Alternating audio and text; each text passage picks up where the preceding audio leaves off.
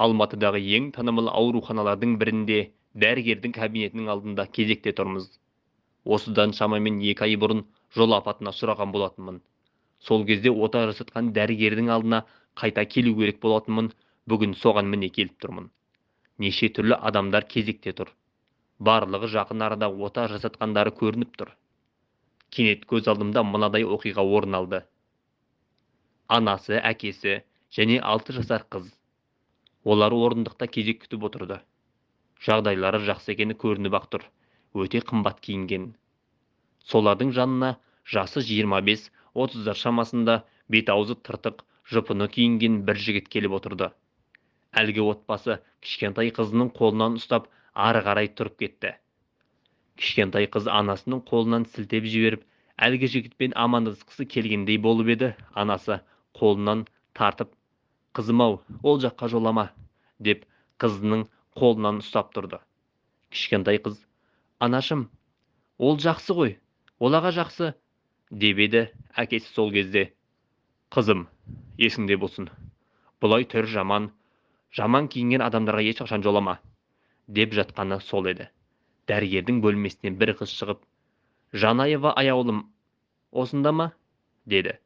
Әлгі отбасы, «Иә, ол біздің қызымыз ғой, кіре берейік па?» Дәрігер қыз, «Иә, кіріңіздер. Сосын Амантаев Нұрбол, осында ма?» деді.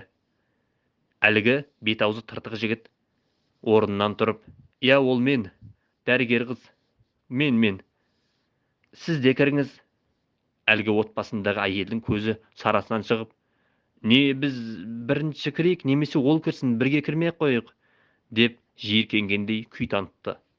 Бас дәрігер, «Қой, олай демеңіз, кіріңіздер, қазір барлығын түсіндірем», деді де кішкентай қызға қарап, «О, сәлем қаншайым, қалың қалай? Операциядан соң жақсы болып қалдың ба, жаным?» деп көтеріп алып бетінен сүйді. Сосын бас дәрігер қыздың ата-анасына қарап, «Танысып қойыңыздар, бұл апатқа ұшыраған бет-аузы жырық жігіттің есімі Амантаев Нұрбол. Сіздің қыздарыңыз жолдың үстінде кетіп бара жатқанда, оған қарсы келе жатқан жүйткіген көлікті көріп, қыздарыңызды итеріп, машинаның астына өзі түскен жігіт осы», деді.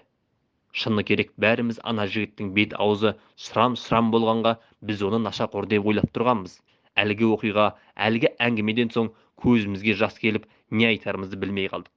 Не деген аянышты оқиға. Әлгі отбасы айтқан сөздеріне қатты ұялып, жігіттен кешірім сұрап жатты. Кішкентай қыз жігіттің мойнын құшақтап, «Айттым ғой, ол аға жақсы», деді де, «Аға, рахмет сізге», деп бетінен сүйді. Адамның сырт келбетіне қарап, оның қандай адам екенін айтуға болмайтынын түсіндік. Сондықтан да барлығымыз тек жақсы ойлайық, жақсы сөйлейік.